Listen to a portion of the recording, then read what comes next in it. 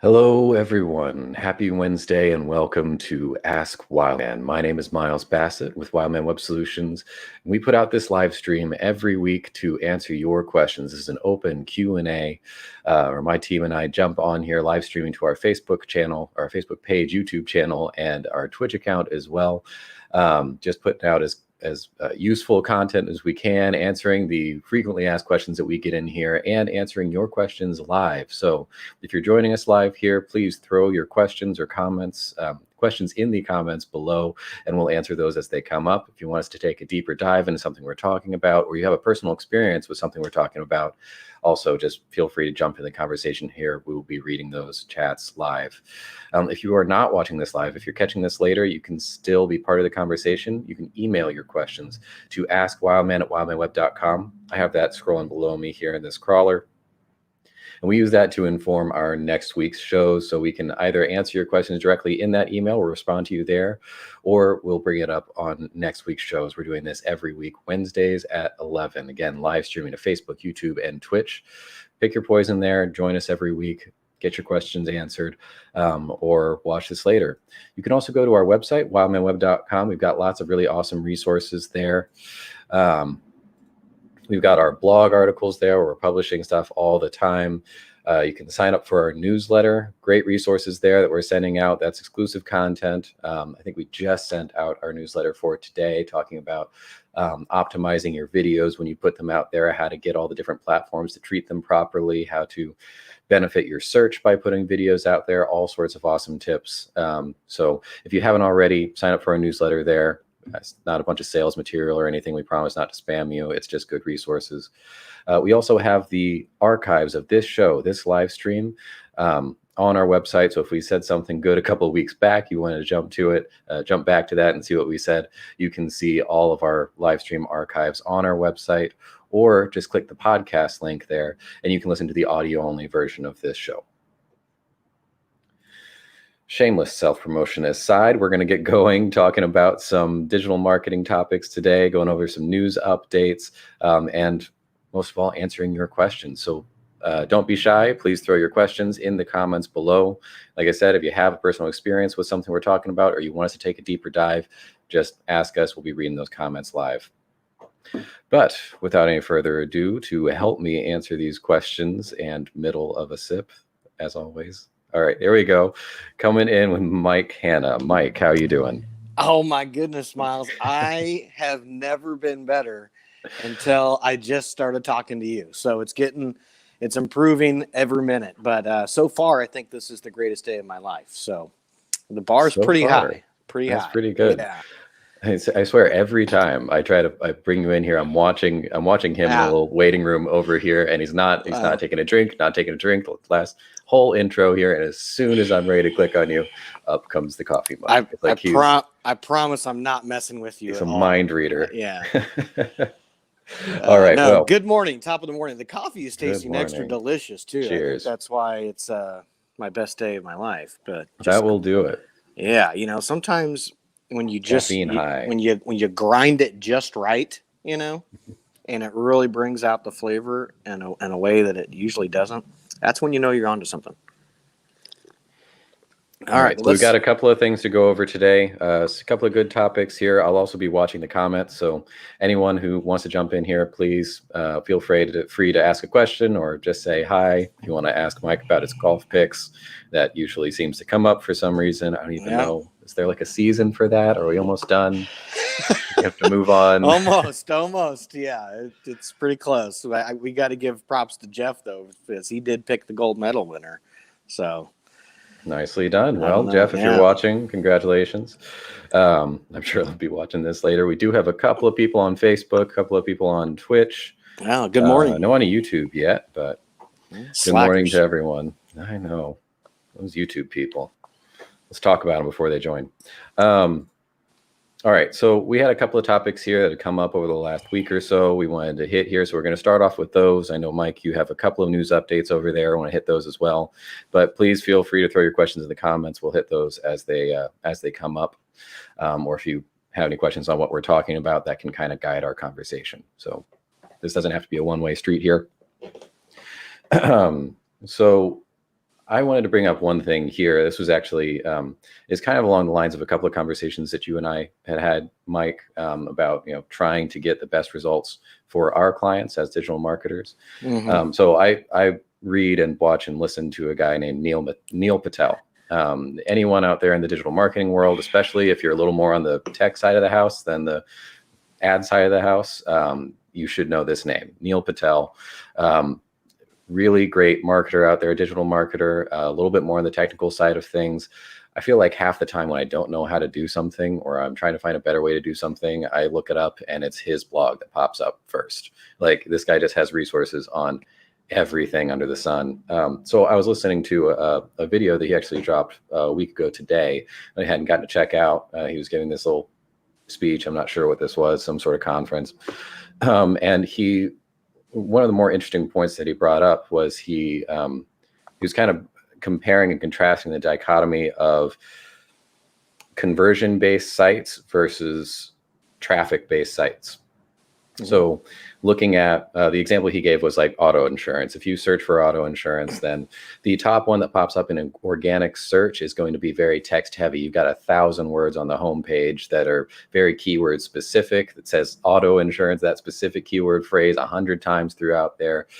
That's the one that's going to show up at the top of the search. That's going to be the best organic search ranking here, but that's different from the highest converting one. If you look at the highest converting auto insurance site, there's nothing on it. You click on it and it has maybe one box on there and that says, input your zip code, where it will give you some bogus free quote or something. But what they're really trying to do is to get you interested enough to put in your information so that they can call you, they can email you, they can set up a meeting with you. In some way, they can remarket, retarget, and start pushing you. They've got your information in the system. I think generally I would call a conversion a sale.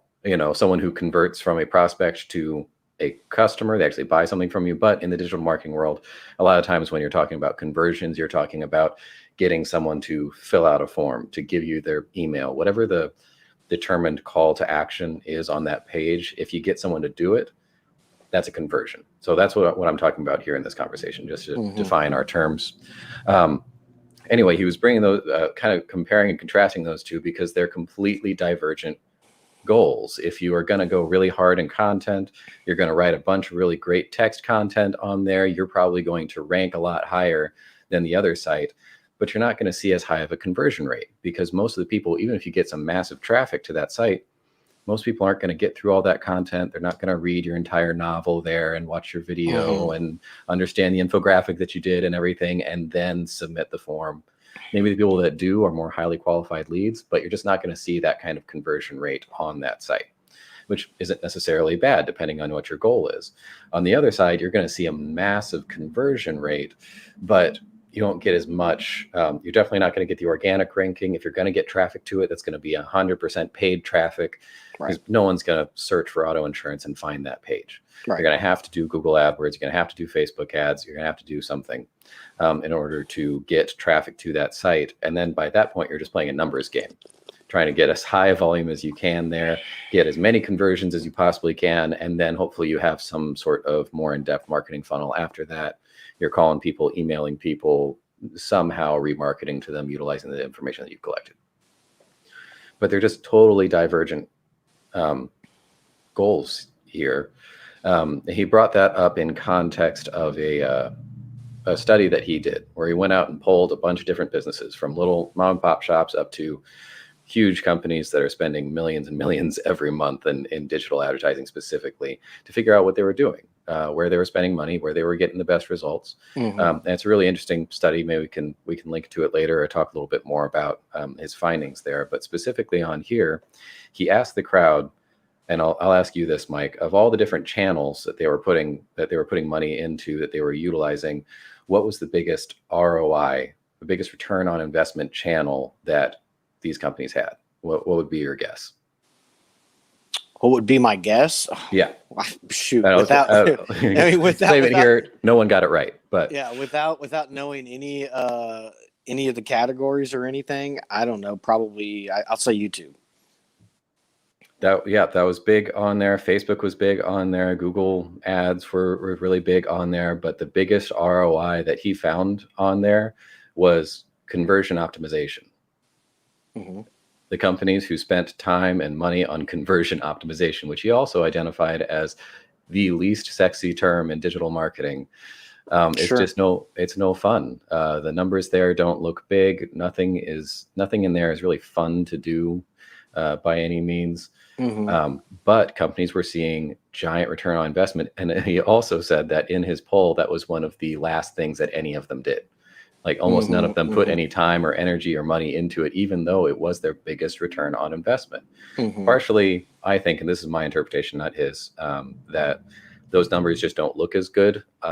So maybe, some portion of the population doesn't really understand what they're getting out of it. Some portion of it, they're beholden to someone else and they have to make those numbers look really good. And these numbers they don't look particularly sexy. I don't know exactly why people aren't putting the time or money into it.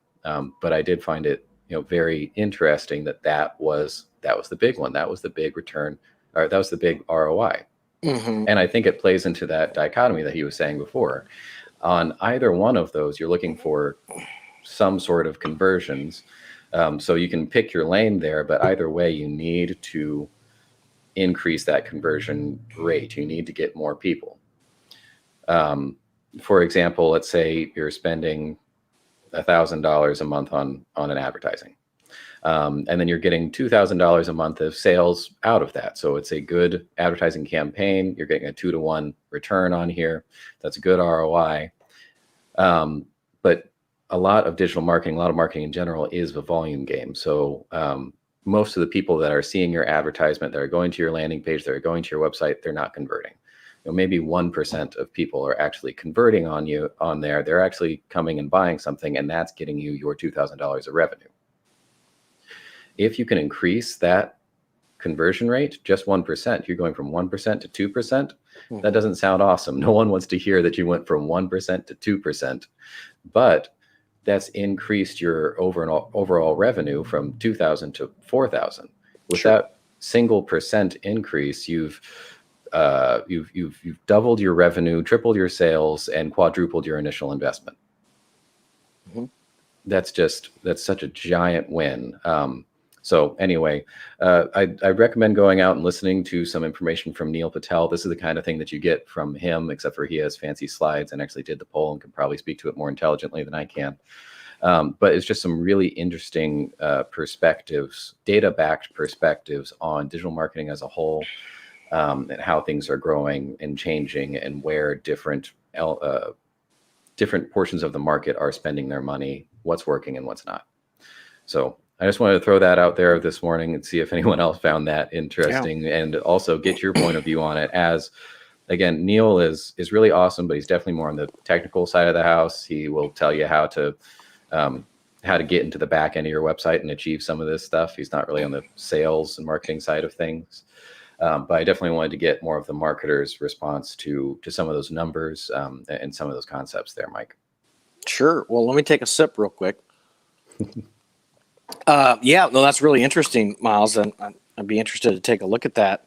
But yeah, all that makes perfect sense to me. I'm not really surprised that increasing your conversion rate would be the thing that would bring the highest ROI. I did maybe just misunderstood the question there. I think of that more as a tactic than a platform. But yeah, certainly, that's a really big part of it. And like you said, it only takes a little bit of an increase on your conversion rate in order to achieve a much higher ROI. It also doesn't cost a lot usually to increase your conversion rate. It's usually just a matter of redesigning a website, or improving the design or the layout or the functionality of what you already have. So it's not like most people don't have to start from scratch in order to achieve that, or maybe doing something with artificial intelligence where you're going to show certain copy points to certain people depending on which ads they click on, and that can be a way that you're going to increase your I was about to say closing rate, your conversion rate. But again, none of those tactics are expensive. It's not like spending $50,000 on a Facebook campaign, right? But it's something that you would do in addition to spending that $50,000, I guess, on a Facebook campaign. So yeah, that's really interesting. And if you just think about what you were talking about before in terms of two different styles of websites. One is really informative, and one is really to get somebody to engage or take action. And yeah, I liked your definition of a conversion. I usually use the definition of it's whatever we want the person to do. If they do it, that's the conversion. Yeah, it could be filling out a form, it could be actually purchasing something, but whatever action that we want them to take on a website. And if you just think about human psychology and human nature for a minute, when do we usually make decisions and take actions? Is it when we have a whole bunch of information put in front of us, and we're like kind of oversaturated, or is it when one or two things are put in front of us and we're easy to be like, yeah, I want that, right? If you just think about basic sales psychology, and anybody that's had any basic sales training, you've probably been, told that when you ask somebody for a sale to shut the heck up, and not say anything else, and that's because you're allowing that person's mind to be quiet so they can focus on the thing that you want them to do, and they can easily agree to it. Okay, we'll take that same principle and apply it to our website. Right? If I'm asking somebody for a sale or a conversion, whatever it is on my website, but I also have 7 bajillion other things right next to it on my website, am I really giving them that quiet peace of mind that they need to focus on what I'm asking them to do? No.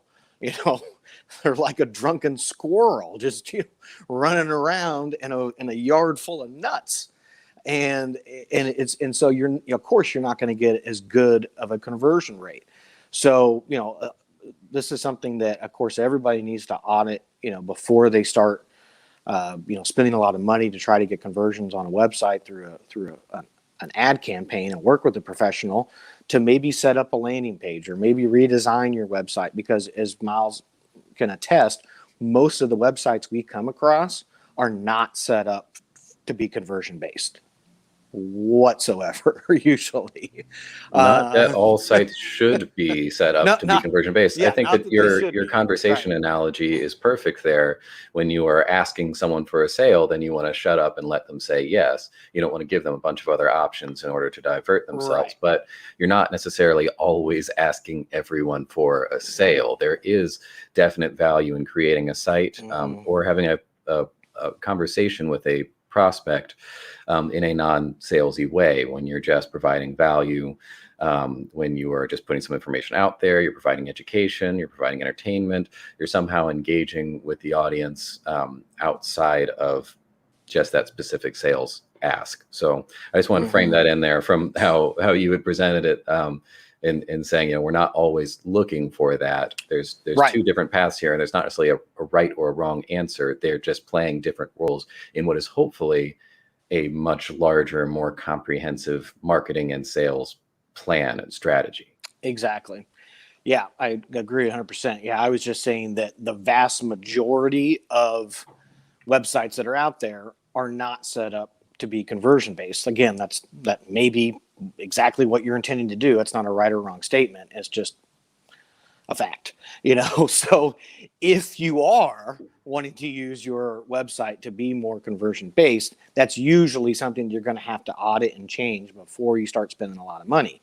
Because we've seen people do the opposite.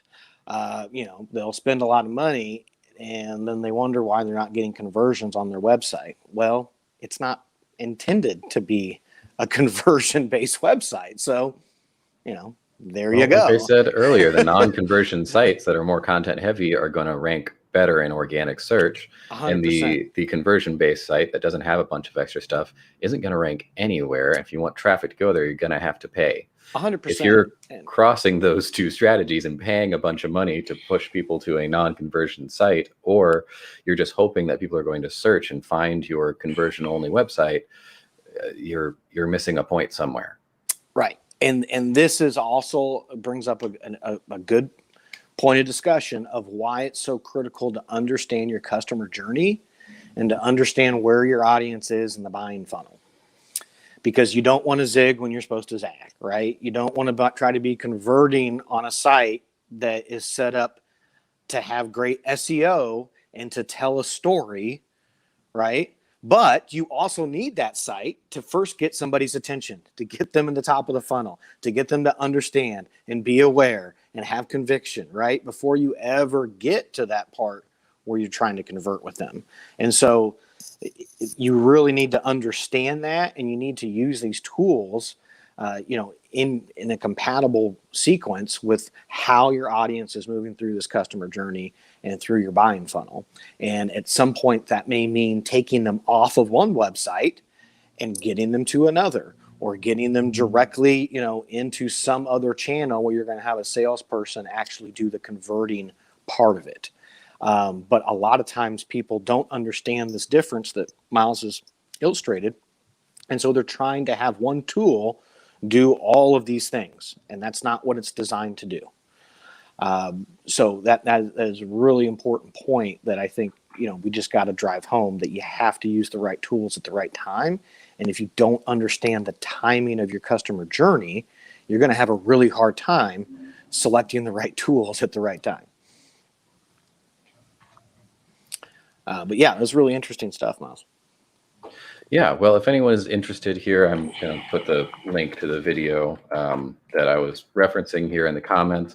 Sorry I didn't send it to you, Mike, beforehand. I was just watching it like right before this show, so that's why I was thinking about it, and I wanted to throw this out there. I thought it was very, very interesting. So I'm going to go ahead and throw that link here in the comments. So if anyone is interested and wants to check this specific video out, go for it. But like I said, if you're in digital marketing, or if you are a small business owner and you're trying to do a little bit more of this stuff yourself, or increase your knowledge on how some of this stuff works, especially if you want to learn a little bit more about the technical side of things, Neil's a great resource. Go check out his site, check out his YouTube channel. He's got just boatloads of content, and it's all gold. Yeah, totally. And Miles, just to throw in a little 2 cents on top of that, this is also just a good reminder about sales in general. And this may seem like a really simple thing, but the better that you get at sales, and reminder, everybody is in sales, no matter what you do, but especially if you're a small business owner, if you can increase your conversion rate, you don't need to spend any more money on advertising. Well, maybe you still do, but it depends on how great, I guess, you increase that conversion rate, right? But what I'm saying is, there's a couple different ways to make more money, and one of them is to close more of the customers that you already are getting through the door. The other one, of course, is to get more customers through the door, or just raise your prices. But that is such a neglected thing that I don't think small business owners spend enough time on. It's just, how can I get better in my sales process to increase that closing ratio, whether we're talking about an online conversion or somebody standing in front of you at your counter, because that is going to be always the easiest way to increase your bottom line. Yeah, and that conversion rate optimization that we had referenced earlier, like I said at the beginning, it's not necessarily super fun. It's not particularly sexy, but increasing your conversion rate even by a tiny bit can be huge for you. I think it's the epitome of working smarter, not harder, when it comes to digital marketing, because you're already putting the money out there. You've already created this whole campaign. Ideally, we're talking, I guess, let's frame this in too. If we're talking about optimizing something, that means you have to have something to optimize. So if you're at the very beginning here and you haven't done anything, we need to have a different conversation. But assuming that you have a marketing strategy put together of some sort, you've got ads out there, you're running something on Facebook or on Google, or maybe you've got some sort of organic content play or something, you're doing something, and you're ready to kind of fine tune it and make it run better. You've already put all that work into creating all of that. Let's put a little bit more work into fine-tuning the targeting, or editing certain copy points, maybe A/B testing 2 different versions of your ads in order to see what's converting well within a particular demographic. Like, that's the kind of stuff that's it's a little bit more meticulous. Some people may find it a little bit more, it's more boring than crafting a new marketing campaign from scratch. But the last thing I want to see, and I think we see this a lot of, someone has an ad campaign out there, they've got some sort of marketing going. They don't like exactly how it's performing. Maybe it's underperforming, or maybe it's just not doing quite as much as they want it to do here. And so they scrap the whole thing and just start from scratch. Yeah. Like, no, you have something here. It's just one misstep along the way can lead to an underperforming campaign. I'd much rather see you spend that time and effort, testing stuff out, finding some real metrics, and at least getting to a point where you can make an informed decision. If not, find that point of failure, and optimize it, really rework it. Maybe it's just a single copy point in there that you need to adjust, and you see that conversion rate skyrocket. Yeah, that's a great point, Miles. And I'll add one more thing onto that, because you really hit the nail on the head there. The biggest thing that we see, and of course, myself, I'm in the trenches on this every single day, that hinders a conversion rate is the time that it takes a company to get back to a prospect. And again, this may seem like a really simple thing, and you're like, yeah, we get back to them. I promise you, you are leaving thousands and thousands of dollars on the table by not getting back to prospects sooner. Meaning when somebody's interested in your product or service, the time that you respond to them, and I mean minutes, and there's scientific studies that back this up, minutes can make the difference in your closing ratio. And, we have companies out there that it'll be 2, 3, 4, hell, sometimes a week, before somebody's going to get back with them. And then you have their competitor is maybe getting back with them inside of an hour, or maybe even inside of a half hour. Who do you think is going to have a better closing ratio, right? This isn't rocket science. And again, that's not reinventing your entire business model or changing your marketing, or you don't need a new brand or a new logo or any of those things. You just need to communicate faster and more clearly with the people who are coming in the top and the middle of your funnel. And it's a really, really, really important thing that, again, I think everybody needs to audit in their business. And if you need to work with a professional to get it straightened out and more streamlined, talk to us, talk to whoever you're dealing with. But it is super important, and is, in my mind, other than maybe the first thing that you say to somebody, is going to be the difference in whether or not you get that sale.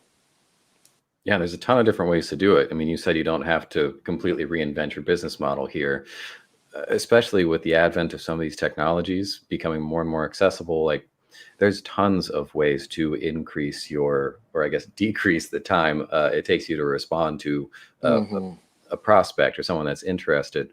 You can pick the one that works best for you. I know we just set up, or a couple weeks ago, I guess, set up something for a client where it's a little chat function on their website that immediately sends a text to the person who's responding at all hours, because that's how they wanted to do it. And they knew that they would be able to respond quickly to something, to that particular model, whereas a chat bot or an email thing or a phone call, those things wouldn't have worked for their business model. But this person knew that if they got a text, they could respond most hours of the day and get something set up pretty quickly. And that's really helped their communication and their ability to grab people who are maybe cursorily interested.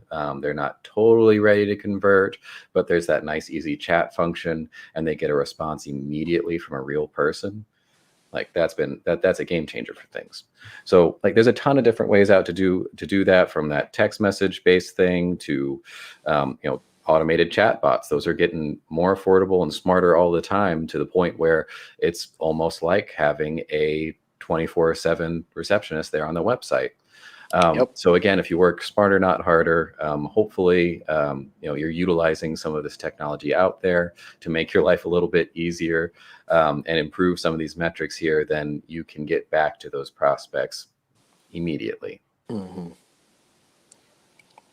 All right. So I think that we pretty much wrapped up that topic here. I want to transition here, but as I said at the top of the show, this is an open Q&A. We're talking about stuff that you bring to us, that you've sent to our email that I have scrolling below me here, that clients have talked to us about over the last couple of weeks. and also what comes in the chat here. So if you have any questions or you want us to dive into something a little bit more detail, please throw your questions in the comments below, and we'll hit those as they come up. Or if you're watching this later, please email us at askwildman@wildmanweb.com, and we'll get back to you then. So there was one issue that came up this week, having people asking questions about this. And so I kind of want to get both of our takes here.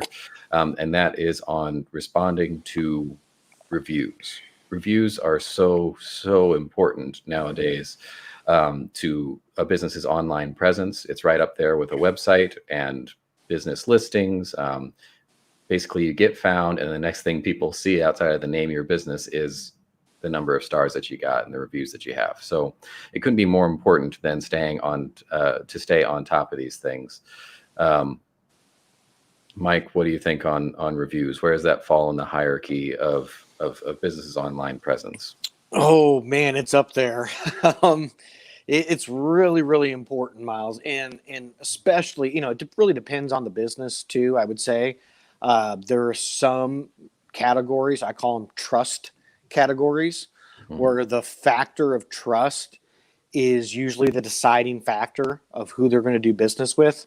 You think about medical procedures, attorneys, anything where there's a lot of stake, no pun intended, on the line. That is so important to have good reviews and to address the negative reviews, because nobody bats 1,000, right? If we're dealing with enough clients, you're gonna have negative reviews at some point, and so that's a really important thing, which hopefully, Miles, you'll go into here in a minute. But yeah, just as far as the consumer's psychology, man, that's a really big one right now. I recently went on as I guess the viewers know, because I had to abruptly leave the show last week, but I went down to the Ozarks last week, to Arkansas briefly, and I got down there. Didn't really there were some places that I recognized in terms of, I'm trying to find dinner, right? Some places that I recognized in terms of the brand, like, okay, Bonefish Grill was near me. I was like, okay, I know that brand from Kansas City. There was maybe a couple other ones. But, I opened up Yelp, as most tourists do, and I started seeing, okay, what are the categories around me? And then I immediately went to the reviews before I even looked at the menu, of what there was to eat. And that was the deciding factor of where I had dinner that evening, which, by the way, was delicious. I think it was called Snarky's Tacos down there in Bentonville. So, or maybe I was in Rogers. I think I was in Rogers. Anyway, shout out to Snarky's, man. Some really good tacos.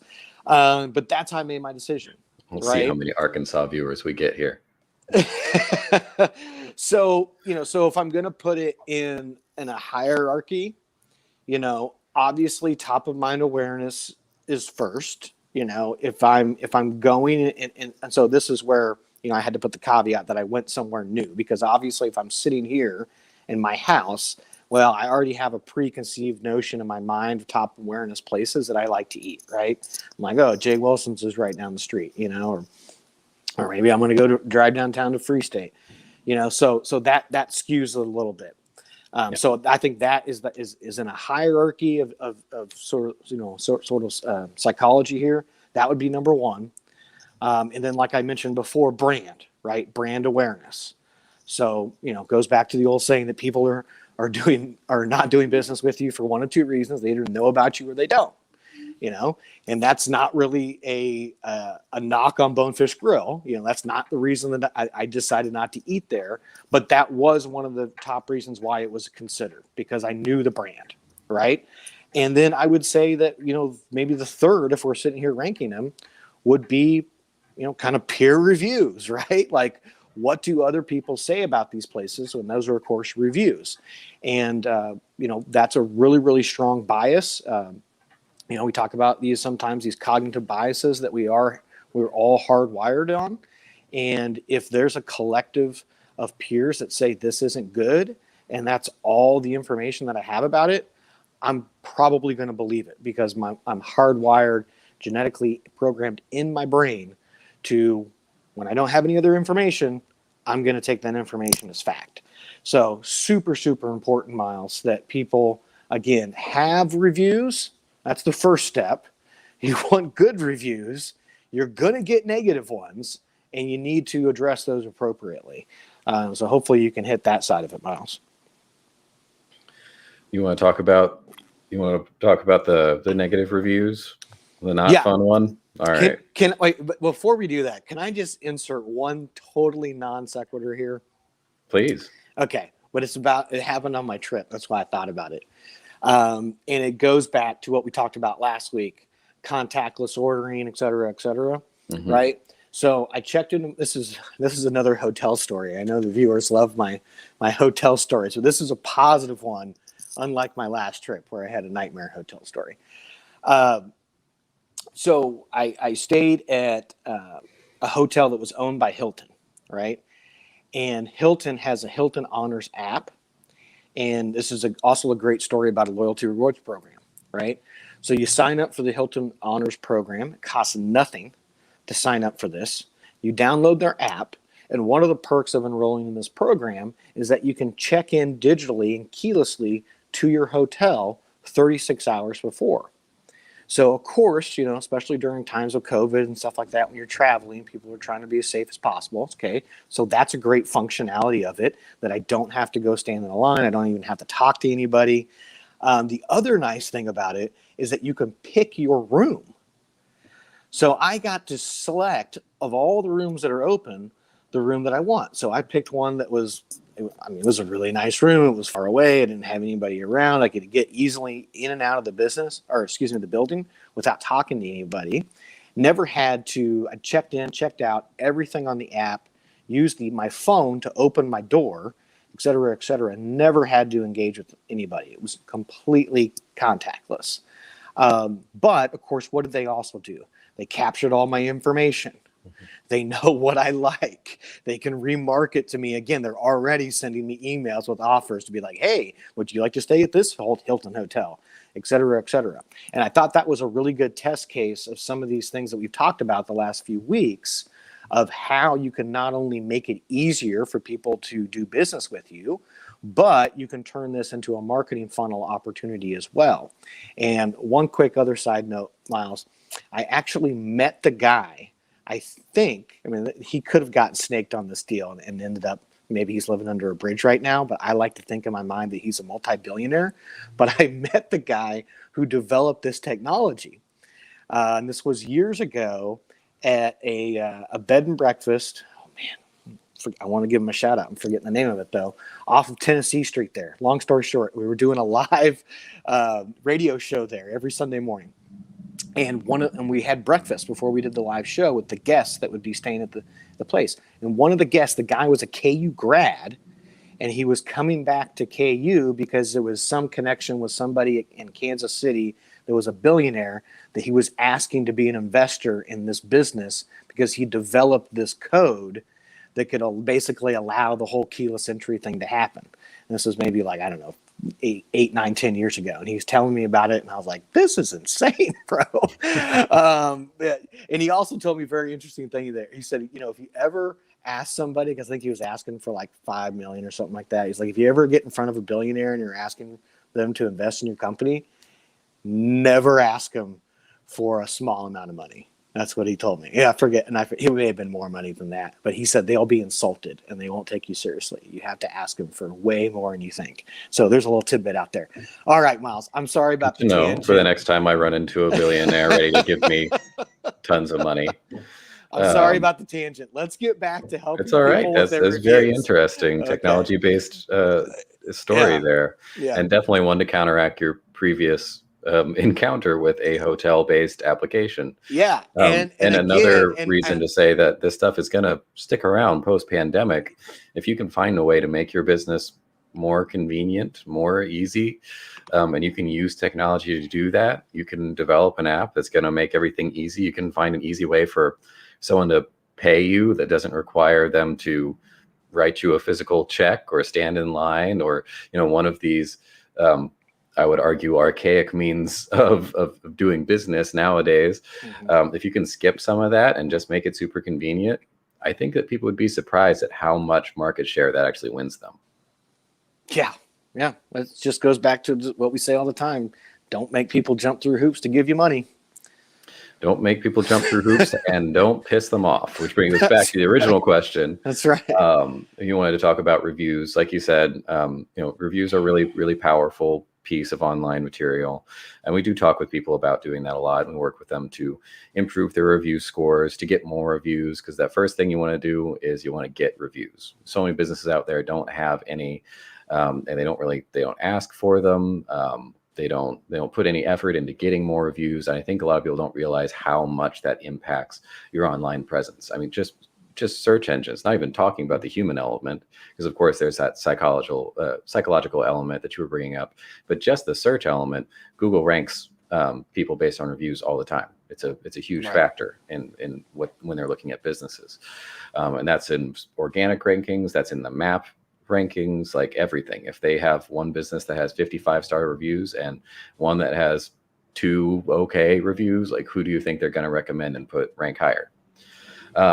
So go out and get reviews. Try to get good reviews any way that you can, and there's some tips and tricks on doing that. But then finally, if you do get a negative review, which is going to happen, is that if it hasn't happened to you already, if you have enough customers, eventually someone's going to be pissed off. Maybe justifiably, maybe not. They could just be having a bad day. You don't really know what's going on there. But we do have a method to kind of handle these negative reviews.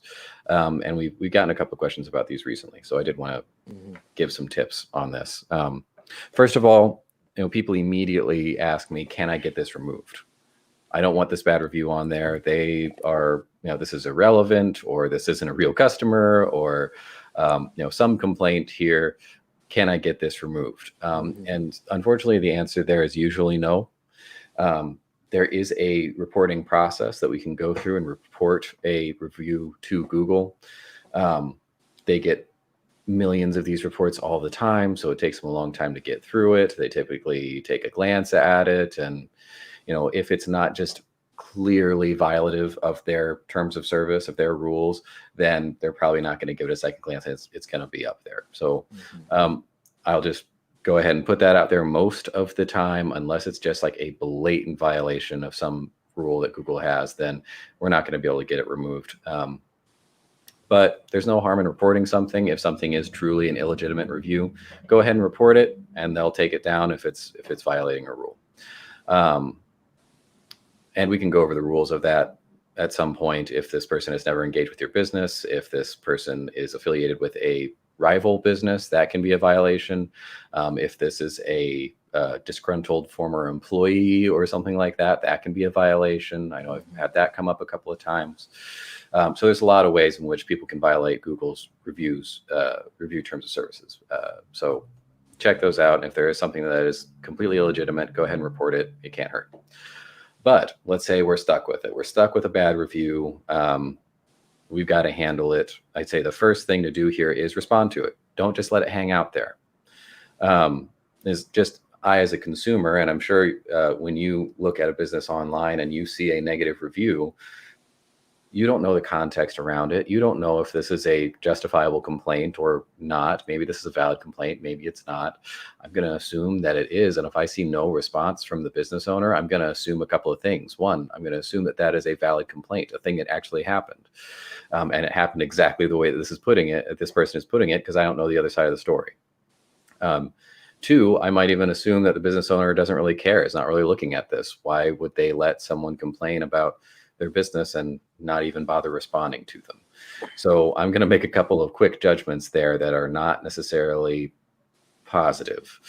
So even if there is a negative review up there and you can't get rid of it, the best thing that you can do is respond to it. People have trouble responding to negative reviews. People have trouble responding to criticism in general. It's hard, and I get it. But you got to do it. You got to buck up and get out there and respond to, well, you should respond to all of the reviews, but definitely respond to the negative ones. And first off, I'm going to start with a recommendation that no one follows here.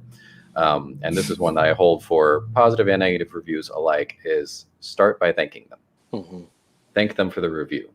that puts you in a good light immediately. As someone that's coming here and seeing this negative review, and then I see your response, thanking them for the feedback. Yeah. That means you care. You're really looking at this. You are concerned about your customers. I'm immediately going to, hold you in a better light here. Yeah. Plus, this can legitimately be something that you should thank them for. If you, it could be something that actually happened here. You want to be aware of it. Maybe there's an actual problem with your business that they're pointing out here. They had a negative interaction with your business, but they've given you an opportunity to rectify that, to fix this problem so that no one else has this problem with your business in the future. So this is legitimately, or at least has a possibility of legitimately being a positive thing for you and your business, even if it's a negative review. So start off saying, thank you for the review. Thank you for taking the time to come here and provide me with this very meaningful feedback. Yep. Second point here is the more complicated one, and that is addressing the content of the review. Don't just do a boilerplate response that you do for everyone. Thanks for the review. Same thing I say to everyone, signing off. Really address what they're saying here. Address the specifics of it, if for no other reason than to show that you actually read it, that you cared enough to read the thing. So address the points of the or the concerns of it. If it is a legitimate concern, then maybe at this point this is where you say, this is what we're doing to address that concern. Hey, thank you for the review. Sorry you had this experience. Here's what we're doing to fix what happened to you. If it is an illegitimate review, if it's someone just complaining, or you think that this complaint is not valid in one way or another, you can use this opportunity to respond to that as well. Don't be petty about it. Don't be rude. Don't just cuss them out. Be professional about it, but you can at this point use this platform here to defend yourself and say, well, actually, this is what happened, and this is why you had this experience, and this is why it's not on us that this happened to you. Again, thanking them for the beginning, and then address the concern. If it's a valid concern, use this time to show them what you're doing about it. If it is invalid, this is your time to defend yourself and to give your side of the story, but make sure to do so respectfully and professionally. Mm-hmm. And then finally, you want to move this, the final thing here, the final step is you want to move this conversation offline. So this is where things kind of differ. On a positive review, you kind of want to do the same thing, thank them for the review, address what they had said in there, and then you want to try to engage them in some other way, try to get them to come back, try to get them to use this opportunity to just give yourself a shout out on something that you're doing, because people are going to see this. On a negative review, you want to thank them, you want to address the content in the review, and then you want to move that conversation offline. The last thing you want to do is get involved in a heated back and forth with an unhappy customer in the review section. Right. Everyone is going to see that. Even Google is going to see this as an extra valid review because there's so much conversation on it, and it's going to put it right up top so that anyone who searches for you is immediately going to see your fight with this unhappy customer. This is the last thing that you want here. So do whatever you can here to move the conversation offline. Give them a number to call, an email, say, hey, if you want to discuss this further, here's my email, here's my phone number, reach out to me, we'll talk about this, we'll make this right. If they decide to continue it there, I'd say at that point, don't engage. You've said your piece. In most situations, you should probably just let it lie at that point. You've justified yourself there. You've given them an opportunity to reach out. You said you're going to make it right here. You even thanked them for the feedback here, whether it was valid or not. Probably shouldn't engage in an ongoing conversation at that point. So those are my tips for a negative review. If you have any feedback on that, you've had a different experience, please let me know. I'm happy to talk with people about that. But at the very, very, very least, if I can give one piece of advice to people out there, is just respond to your reviews. It's free attention. There's no reason not to. Whether you're talking about Google reviews, Facebook reviews, Yelp reviews, or some other maybe industry specific review board or something, get on there, engage with it, respond to people. It's free publicity. Go for it. Mike, did you have any final thoughts on that? And we're coming up on the hour here, and I just monologued for entirely too long on that answer, but hopefully it was No. useful and valid information. Yeah, I I want don't. to give you a chance to add anything that you want to it. I don't have anything to add to that, Miles. I think that was great. Knocked it out of the park. Maybe let's do a quick news recap and put a bow on this bad boy. All right, let's go. Okay. Let's get it going here at the news desk. News desk looks remarkably like your couch. That's right. That's right. But sometimes with the right imagination, it becomes a very sophisticated news desk, Miles. Just tossing out a visual for those audio-only listeners out there. So they know what we're looking at. This is capable of disseminating an immense amount of accurate and important information from across the globe to our listeners and our viewers in real time right here as we do it live every Wednesday. Okay. Enough messing around. This is serious business here coming in from the news desk. Let's talk about making some money in advertising. Woo! All right.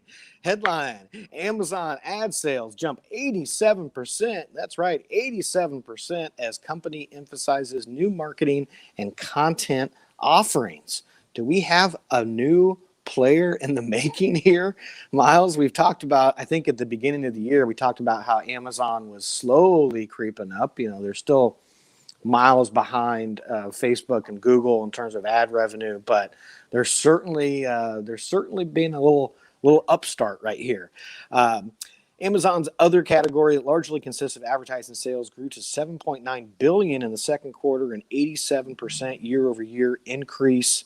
Of course, this is new features primarily for Amazon, something that they've really been pushing hard in the last 12 to 18 months. And there's a lot of small businesses, as well as large businesses who are now spending fairly good-sized budgets on Amazon and targeting the people that are already there. And so it's a great example of finding your audience where they already are, going to that place and getting their attention there rather than trying to find them somewhere cold. So the company has introduced 40 new features and self-service capabilities to its Amazon advertising portal over the period and touted opportunities for brands on its streaming properties.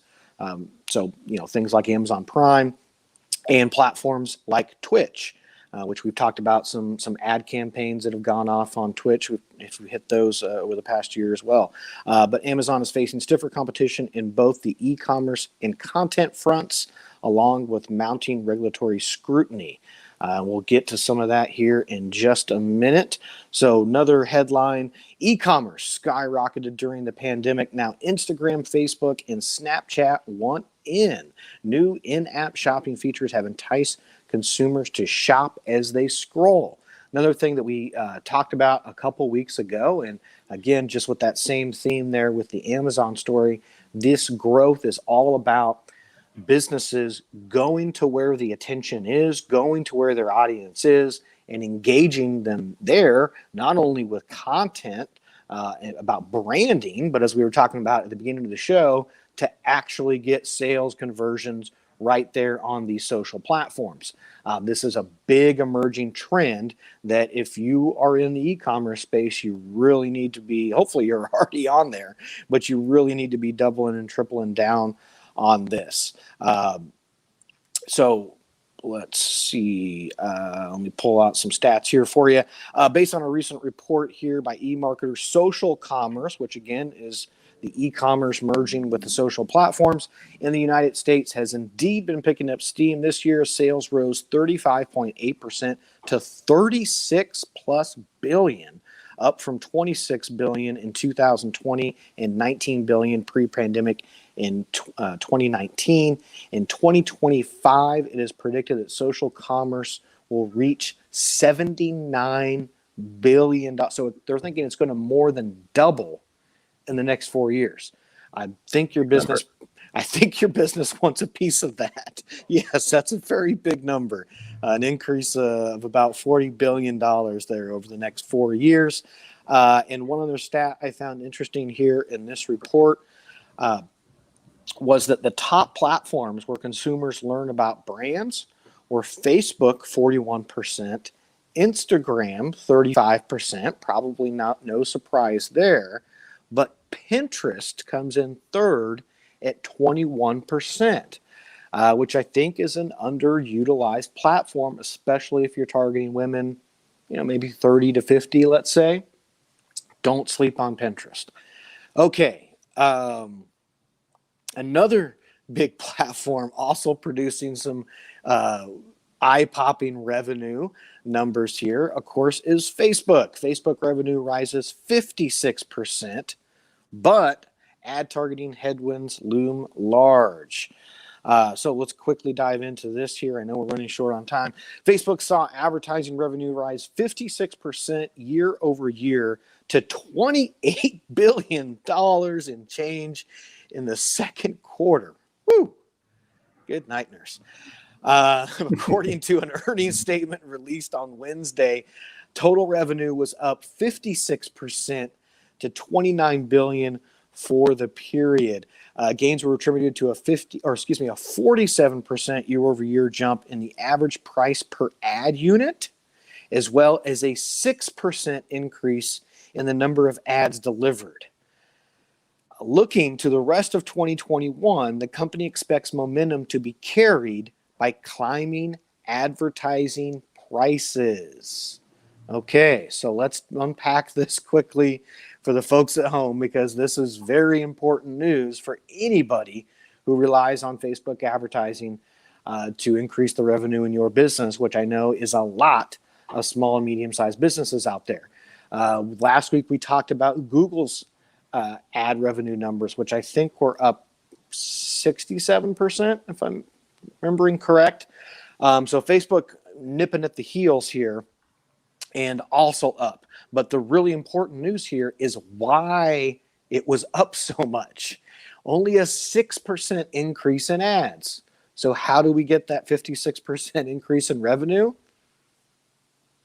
Prices are going up, right? So this is something going up a lot. 47% year over year price increase, and they say it's going to increase more in the back half of the year. So again, this is something that we really, really need to take heed about. I'm not saying jump ship from Facebook. That's not what I'm saying. But going back to the beginning of the conversation that we had, and that great piece of information that Miles pulled out from Mr. Patel, is that the greatest ROI that you can do is to increase the conversions of the traffic that you're already getting, right? So especially now that we know that we're going to have to pay significantly more for that traffic, how important does increasing our conversion rate become? Well, hell, at least 47% more important for those of us spending money on Facebook, right? And to go back a couple weeks, maybe even a month now, where we really did a deep dive into the importance of customer retention, how important does that now look, knowing that it's going to cost us a heck of a lot more to even get the traffic to convert to turn into a customer in the first place? So again, this doesn't mean, we see these kind of numbers that can create fear, right? And what does fear stand for? It can stand for forget everything and run, or it can stand for face everything and rise, right? And so what we need to do is we need to work a little bit different. We need to work a little bit more efficiently, because we know that we're going to have to be paying more for our leads and paying more for our traffic here, especially going into the back half of the year. So really, really important stuff there. And they also give us a little warning here that Facebook also warned of ad targeting headwinds, namely recent changes Apple has been making to device tracking that will have a clear impact on revenue in the third quarter. So what they're also saying is, as we already knew, with all the updates in terms of data privacy, it's getting harder to get the same results on Facebook. It's also getting more expensive. So again, the conversion rate and the retention rate are becoming extremely important. And Miles, I hate to throw in the I told you so part, but 3, 4, 5 years ago, even 18, 24 months ago, we were telling people, we were screaming from the mountaintop, This is going to go away. This era when you can just throw some crap on Facebook, pay $5 a day, and get a crazy amount of money coming in is not going to last forever, right? It's not. And now it's again, this is not, forget now Facebook. That's not what we're saying. But what we're saying is you got to take this really, really seriously. And you're probably going to have to make some changes in your business of how you're getting your traffic to convert and how you're retaining your customers. Otherwise, what you're going to start seeing is your cost of acquisition is going to go through the roof, while your lifetime value of a customer, your LTV, is remaining flat or, God forbid, dropping, right? And those are never good indicators of what we want to see in your business. So please take heed of this news. I just have one quick thing here, Miles, and I'm going to hit because I know we're over time. And that is Nike, Patagonia, and Walmart among brands piloting Twitter's new e-commerce features. Not going to go into that. Just wanted to point out that Twitter is also aggressively getting in the e-commerce game. And all these big brands are jumping in. And so that's another big difference of where we were 3, 4, 5 years ago, right? Mm-hmm. And again, we warned everybody. We were like, there's going to be a point in time where these people in the boardrooms are not, they're just going to stop taking the BS, that the marketers are feeding them. And they're going to realize, hey, we're wasting a whole lot of money on these budgets being spent on print and radio and television and things that we can't track. Let's do digital ads. Let's put instead of dipping our toe in, let's jump in and do a cannonball. And that's what they're doing now, and this is all supply and demand. So who gets squeezed out? The small businesses. All right. And so that's what we're here to do, is to make sure you guys can still get your fair share and even grow during these times. All right, Miles, that's it from the news desk. Hopefully that wasn't too scary. And we're going to end this on a high note of optimism that we're going to get through it and come out better on the other side. That's all I got, Miles. Back to you. Hey, that sounds good to me. I think the highlights there and all of that's just following the same trend that different forms of virtual commerce are growing. They're not going anywhere. It's becoming more and more important for businesses of all sizes to get engaged in digital marketing. It's going to be more and more important as some of those big players get involved to work smarter, not harder. That's why we're throwing all of this information out there for you, why we're giving you all these tips here, so that hopefully we can stay on top of that as the space gets more and more competitive. But we'll be back here next Wednesday, to answer more questions, put some more information out there, and help you to work smarter and not harder in the digital marketing space, remaining competitive as the space gets more and more crowded. In the meantime, if you have any questions, you want us to talk about something specific next week, email us at askwildman@wildmanweb.com and go to our website, wildmanweb.com, to learn more about everything here we have to offer. Mike, thanks for your time, and thanks everyone for watching.